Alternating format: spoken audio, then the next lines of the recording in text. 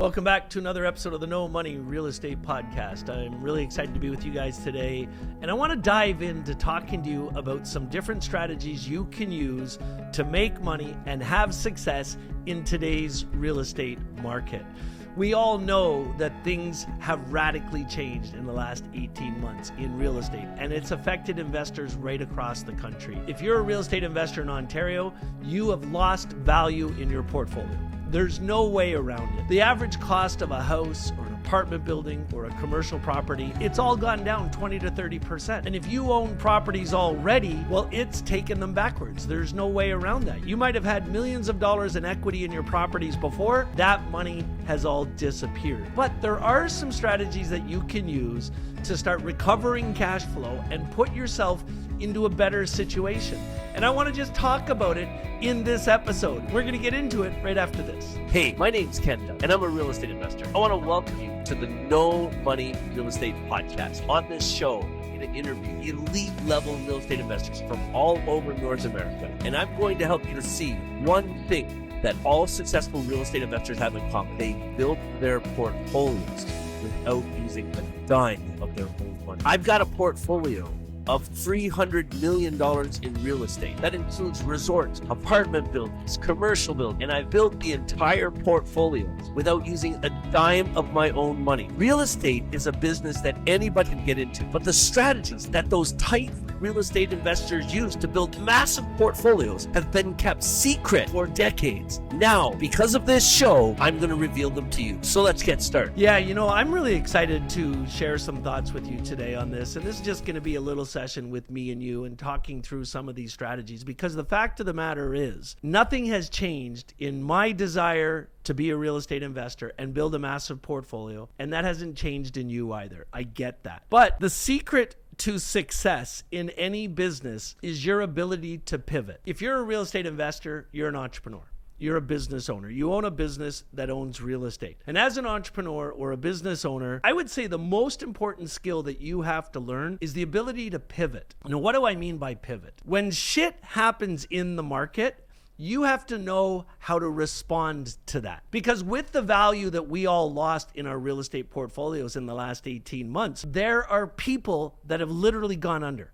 There are people that have lost properties. And I have to look no further than all of these spec condo purchasers who bought condos in 2020, 2021, and 2022. There were hundreds of thousands of them just in the greater Toronto area. And I'll give you an example of what happened to them. They agreed to buy a condo for $1 million back in 2021. Then the market crashed and they were ready. A builder came back and said, okay, it's time for you to move into your condo. So in order to finalize their financing, they had to go out and get an appraisal done. And this is where they got the biggest shock of their lives, because that condo that was worth $1 million is only worth $700,000 now. And now the bank, their lender, the broker, they're all coming back and saying, hey, if you want this condo, you also have to make up the difference. So if you were planning to buy a condo for $1 million and put $100,000 into it and get a mortgage for $900,000, that means the bank agreed to give you a mortgage for 90%. Well, when that new appraisal came back at $700,000, they're only going to give you 90% of that. So they're only going to give you $630,000. The builder still wants $1 million for that property. So you've already put $100,000 into it. So that means you're down to $900,000, but they're only going to give you a mortgage for $630,000. So you got to come up with $270,000 more.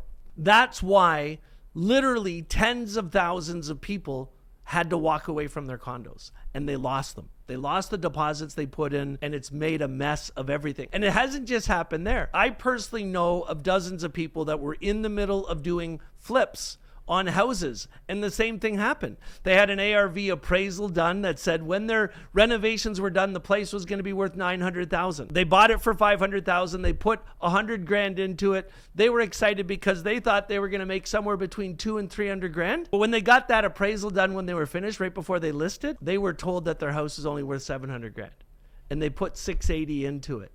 And now with your real estate fees and everything associated with selling the property, they're going to lose $20,000 or $30,000. I've seen it happening a ton.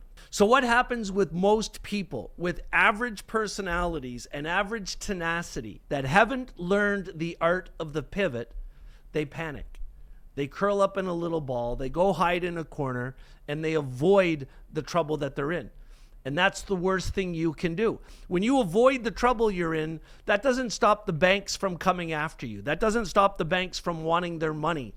And they will enforce and take the properties from you. And that could do irreparable harm to your credit rating if you let that happen. So you have to pivot. You have to look at the market and say, okay, I need to come up with more cash now. I need to do something different. And I love real estate investing. What should I do? And if you watch any of my videos on YouTube, if you listen, if you're already a listener of this podcast show, then you know already the 4 skills that you have to master if you want to succeed in real estate investing. And if you master those 4 skills, there are things you can do in the market today that can make up for the cash you lost in your portfolio. What are the 4 skills? It's really simple. You have to understand the art of finding undervalued properties. So when you go out and look at a property that you think would be great for your portfolio, whether it's a flip or an apartment building, you have to understand how to look at that property and say, this is a good deal. I will never buy a property unless I know I'm buying it for less than what it's actually worth right now. And the best way in the world to figure out the value proposition that you're looking at is get an as-is appraisal done right away, because the appraisal will come back and tell you what it's really worth. So if I'm looking at buying a property, let's say I'm looking at buying a fourplex, and I'm buying that fourplex for $650,000. If I get an appraisal that comes back and says right now it's worth $750,000, I'm already up $100,000. That's a great property to purchase. So you're always going to use an appraisal to figure out what that value actually is and if it is a good deal for you to buy right now. But you know what's going to happen over time? You're going to get out and start doing this regularly. You're going to start looking at a dozen properties a week, 30 or 40 properties a month. That's what I do. That's what really good real estate investors do. The more you do it, the more appraisals you're doing, guess what's going to happen? You're going to develop this natural skill that you're going to be able to look at properties and you're going to make an educated guess that's going to be bang on with the appraised values. And that's where things get really exciting, because now you've honed that skill and you can recognize good deals when you see them. The second skill you have to learn is the art of the deal, the art of capital raising, the art of finding the money. When you want to develop this skill, you have to understand what is out there right now. Would it surprise you if I told you there's a dozen ways that you can finance any real estate deal? If you look at any active real estate investor, they know what all the dozen ways are. I'll give you a really good example of this. In the market we're in right now, people are afraid. People are afraid to invest money. We have a major resort development going on in Napanee, Ontario. We're building a resort called the Hay Bay Resort. And we started seeing that it was getting harder to raise capital through our MFT. Our original plan was to raise all the money through our MFT to finish the project. But when that wasn't working as well as we normally see, you know what I did? I pivoted.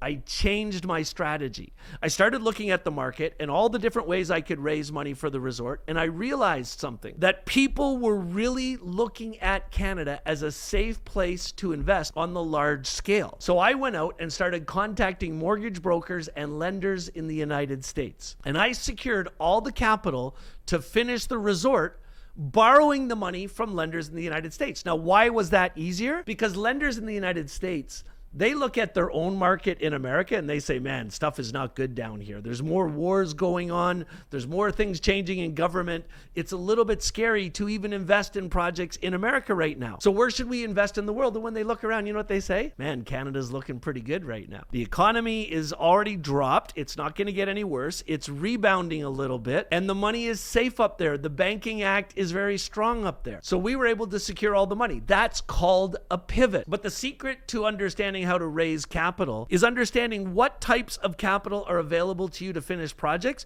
and knowing how to implement any of those strategies. The third is increasing the value of properties. This is called underwriting, the art of underwriting. When you underwrite a deal, you look at the deal and you figure out how much it's going to cost you to renovate it. Once you know what your renovation plan is, you get another appraisal done, which is called an on-complete appraisal. And they'll tell you, after you do your renovations, here's what it's going to be worth. They'll even give you that before you even buy the property. So with the Hay Bay Resort, we had that on complete. We figured out what we were going to do to the property. We put together all the numbers for it. We knew it was going to cost us $29 million to completely renovate the property. So when we underwrote the deal, we got our whole plan for renovations together. We gave it to an accredited hospitality appraiser. They gave us an on-complete stabilized value, which was $65 million. So because we knew that it would be worth $65 million when we were done, we now knew that we could refinance the property through a traditional bank because we understood financing so much, and banks had told us that if it's worth $65 million, they'll give us up to 60% of that. So that would give us enough money to pay back all of our construction financing and live happily ever after. So you've got to learn how to recognize what is a good opportunity to increase the value. How do you increase the value of properties? Put together budgets, talk to contractors, get quotes from them, put together an overall budget, and then get an ARV appraisal done. That'll give you that deal. Finally, it's the exit. So with our resorts, we're going to go to traditional A-class banks when we're finished at these higher values, get a long-term mortgage, and live happily ever after. That's called an exit. Or you can also do an exit if you sell the property. But those ARV value appraisals are incredibly important. So those are the 4 skills. When you master those 4 skills, you can do anything. Now, what's the best way to learn the skills? Join an incredible real estate community and start doing deals. That's why I launched the Investors Growth Syndicate. I decided that I wanted to help 10,000 new people get into real estate investing. And I wanted to share my experience and skills with them and build a community where everybody gets the support they need. So now you get yourself into a good community, and what type of deals that you do today. What are the things that you can make money doing in today's real estate market, and you know you're going to be successful, and you can make the cash flow, and it will be safe, and you can change your life forever? Here's a couple strategies. Condo flipping. I have a friend named Simon Yan who owns a major condo construction company. What most people don't realize is there is a whole mess in the condo pre-spec market right now where people bought condos and they're going under, like I was talking about earlier. But did you know that there are hundreds of thousands of condos just in Ontario that were built in the 70s and 80s? And the values on those properties have gone down significantly because the properties are old and they need to be renovated. And you can buy those condos. And you know what the greatest thing is? A 2-bedroom condo that was built in 1980 is 3 times larger than the same 2-bedroom condo that was built in 2020. So there's more value in those old condos. So you can buy an old condo for say 300 grand, put 80 grand into it, it suddenly is worth 600 grand in today's market. So then you can sell it and pocket the extra $100,000. Condo flipping is an amazing strategy. Another one is short-term rentals, but not any short-term rentals. Don't go buy an apartment in the city and expect to make money doing it. You know what you want to do? Take advantage of what's going on in your market. Take advantage of what's going on in the economy. So where we live in Canada, one of the most amazing trends that you can take advantage of and make money in vacation short-term rentals, cottages, cabins, vacation properties, is this one fact. Since the Orange Man took over in office in the United States, 40% of Canadians are vacationing in Canada. And you know where they're going? My short-term rentals, cottages, hospitality, hotels, resorts in Canada. I have a portfolio of 12 short-term rental cottages. Now, we buy old dilapidated cottages for 25 cents on the dollar, and we can double the value of them just by renovating them and adding a mini Nordic spa to the properties. And then we rent them. Each one of our cottages makes between $8,000 and $10,000 a month, and it costs us about $5,000 a month. So we're making $5,000 a month in net profit per cottage. Times 10 cottages, that's 50 grand a month. That's $600,000 a year in profit we're making from these cottages. If you want to know how to get into that, what I love about short-term rentals and cottages is because you get to keep the cottages too. So what we do in our family, my son is 25, my daughter's 21. Obviously, they have their own lives. They live in different places. But every year at Christmas, we put our vacation calendars together and we say, where do we want to go? We choose the cottage we want to go. We block out the dates first. We all get together and stay connected. And when we're not using it, we rent it and make $4,000 to $5,000 a month in net income. You just be honest with yourself for a second. Is that something you'd be interested in? How would you like to own your own luxury cottage that you can use whenever you want with your family and you can make $4,000 to $5,000 a month in income when you're not using it? It works. Another great strategy is wholesaling. Here's one thing that will never change, even in this market. There are always going to be people that desperately need to get rid of their houses. There are always going to be people that own houses that look like hoarders' houses, that have fallen on hard times. And the houses are in such bad shape that they don't want to sell them on MLS. They don't want people walking through them. You know what they do? They use wholesalers to find buyers for their properties off of the market.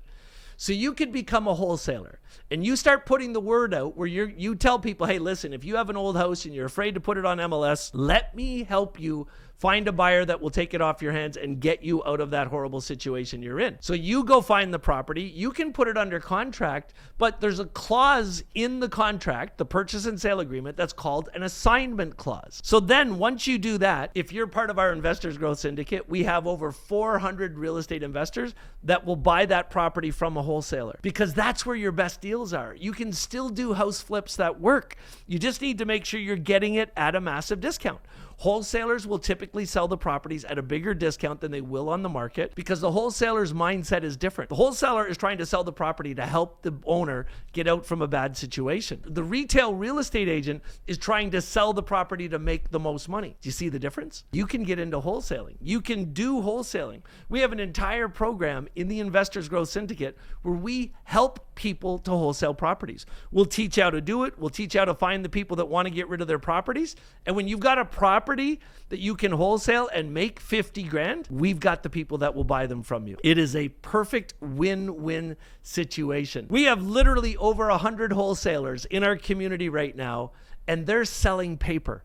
So they get the property under contract, they find a buyer to take it over, and they assign it to them. When the property closes, they typically make $30,000 to $50,000 in cash, and they didn't even own the property. They're just flipping the paper. Anyway, friends, listen, these are just 3 really quick little strategies that you can use to start making money in today's market. And doing any one of these 3 skills, you're going to master those 4 essential skills to mastering real estate investing. It is a no-brainer.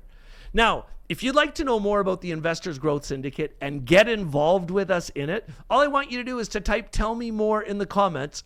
I'll shoot you over a link where you can watch a video. It'll explain exactly what the Investors Growth Syndicate is all about, how you can get involved, the benefits you're going to get from being a part of it. I'll even tell you what the costs are to get involved in it. If you like what you hear, there'll be a link where you can book an appointment to talk to me personally, and I'll help you get started. Hey, listen, if you've enjoyed this episode and you've gotten something out of it, do me a favor, write a review on the podcast platform that you're listening to this on. And if you haven't subscribed to our YouTube channel yet, smash that subscribe button and come on this journey with me.